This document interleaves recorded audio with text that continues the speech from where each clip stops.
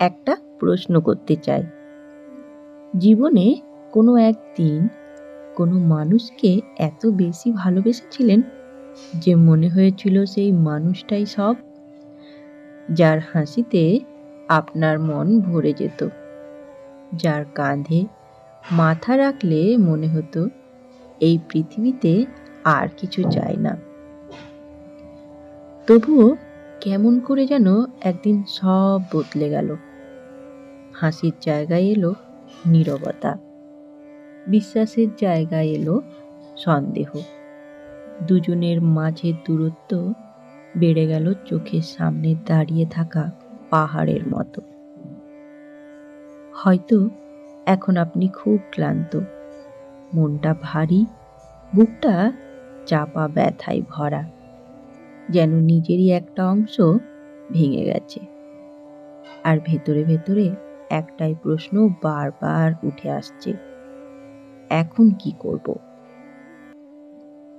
আজ আমরা খুঁজব সেই উত্তর, সেই পথ দেখানো আলো যা যুগ যুগ ধরে সত্য বলে এসেছে। ঠাকুর শ্রী রামকৃষ্ণদেব ও মা সারদা দেবীর অমূল্য শিক্ষা, যা শুনলে হয়তো আপনার জীবনটাই বদলে যাবে। চলুন শুরু করি। মানুষ কেন অবিশ্বাস করে, কেন সন্দেহ জন্মায়?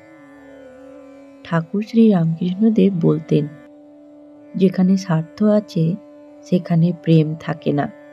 প্রেম বদলে গেলে তার মধ্যে স্বার্থ ঢুকে যায়, আর স্বার্থ ঢুকলে সন্দেহ জন্মায়।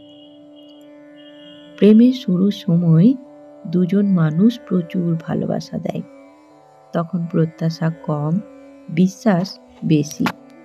কিন্তু ধীরে ধীরে প্রত্যাশা পাহাড়ের মতো হয়ে দাঁড়ায়, আর যখন প্রত্যাশা পূর্ণ হয় না, তখন মন রেগে যায়, কষ্ট পায়, সন্দেহে ভরে ওঠে। যেমন ধরুন, আপনি তাকে বার্তা দিলেন, কিন্তু উত্তর এলো দেরিতে। অন্তর বলে ব্যস্ত ছিল, কিন্তু মনের সন্দেহ বলে কার সাথে ব্যস্ত ছিল। এটাই তো সমস্যা। মনের বিশ্বাস আর মনের সন্দেহ সারাক্ষণ লড়াই করে।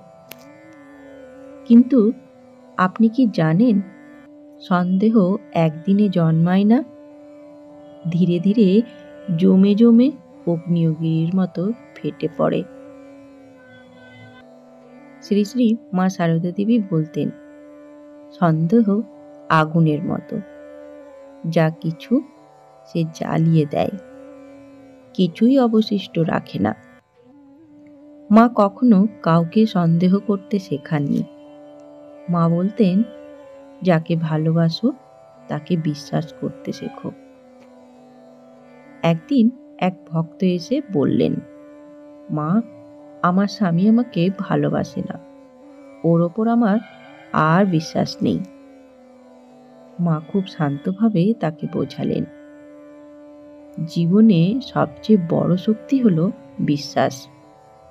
বিশ্বাস হারালে সব হারিয়ে যায়। ভক্ত তখন বলল, যদি বিশ্বাস ভেঙে যায়? মা সেই উত্তরে বললেন, তবে আগে তোমার নিজের মনকে ঠিক করো, তোমার মনকে শান্ত করো। শান্ত মন সত্য দেখতে পায়। মা আবার বললেন, জলে যেমন ধুলো ধুয়ে যায়, তেমনি ক্ষমা মনকে পরিষ্কার করে। ঠাকুর বলতেন, যার উপর বিশ্বাস নেই তাকে ভালোবাসা নয়, সেটাকে বলে আকর্ষণ।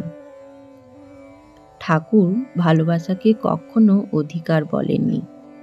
তিনি বলতেন, প্রেমে স্বাধীনতা চাই, জোরাজুরি নয়। একবার এক ভক্ত ঠাকুরকে বললেন, ঠাকুর, আমি খুব কষ্টে আছি, যাকে ভালোবাসি সে আমাকে বুঝতে পারে না, আমাকে অবহেলা করে। তখন ঠাকুর তাকে বলেছিলেন, তুমি কি তাকে বদলাতে চাও? যাকে বদলাতে চাও তাকে তুমি ভালোবাসো না, তাকে তুমি পেতে চাও। ঠাকুর বলতেন, ফুলকে জোর করে ফোটানো যায় না, সময় দিলে সে আপনাতেই ফুটে ওঠে। চলুন এবার আমরা জানব, যখন আমাদের মন ভেঙে যায় তখন কি করব। মন ভাঙার মুহূর্ত জীবনে সবচেয়ে একাকী সময়, কিন্তু মনে রাখবেন, ভাঙা মনও ঈশ্বরের সবচেয়ে বড় পরীক্ষা। এই 5টি কাজ করুন। প্রথম, কিছুক্ষণ চুপ থাকুন। রাগে বা কষ্টে সিদ্ধান্ত নেবেন না, চুপ থাকার মধ্যে ঈশ্বর কথা বলেন। দ্বিতীয়, অভিযোগ করবেন না। মা বলতেন, অভিযোগ আগুন, নরম কথা জল। তৃতীয়, কথা বলুন, কিন্তু শান্তভাবে। হৃদয়ে কথা বলুন, কাঁদুন, বুঝিয়ে বলুন, কিন্তু লড়াই করবেন না। চতুর্থ, নিজের ভুলগুলো আগে দেখুন। ঠাকুর বলতেন, অন্যের দোষ দেখার আগে নিজের দোষ দেখো। পঞ্চম, ঈশ্বরের হাতে সমর্পণ করুন। যা তোমার নয় তা কখনোই তোমার হবে না, আর যা সত্যিই তোমার, কেউ তা ছিনিয়ে নিতে পারবে না। চলুন এবার জানি, যদি সম্পর্ক শেষ হয়ে যায় তাহলে কি করব। সব সম্পর্ক টিকে থাকার জন্য জন্মায় না।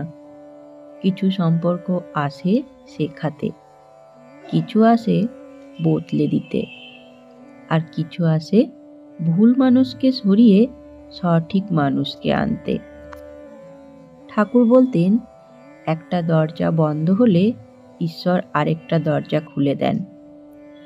হারিয়ে যাওয়া মানেই শেষ নয়, অনেক সময় সেটাই নতুন শুরুর দরজা। এবার আমরা শুনব, প্রেমে অবিশ্বাস এলে কি করব। প্রথম, চুপ করে ভাবুন। দ্বিতীয়, অভিযোগ নয়, কথা বলুন। তৃতীয়, সময় দিন। চতুর্থ, ক্ষমা করুন। পঞ্চম, প্রত্যাশা কমান। ষষ্ঠ, বিশ্বাস রাখুন। সপ্তম, ঈশ্বরের হাতে সমর্পণ করুন। শ্রী শ্রী মা সারদা দেবী বলতেন, যা হওয়ার ভালোই হবে, সব দাও মায়ের হাতে। যদি আপনার প্রেম সত্যি হয়, আজ নয়তো কাল সব ঠিকই হয়ে যাবে। ধন্যবাদ বন্ধুগণ। যদি আজকের এই ভিডিও আপনাদের ভালো লাগে তাহলে অবশ্যই ভিডিওটিকে লাইক করে শেয়ার করে দেবেন, যাতে আপনার সাথে সাথে আপনার বন্ধু ও আত্মীয় স্বজনও ঠাকুর, মা ও স্বামীজির এই বাণী শুনে উপকৃত হন। ধন্যবাদ। জয় ঠাকুর, জয় মা, জয় স্বামীজি।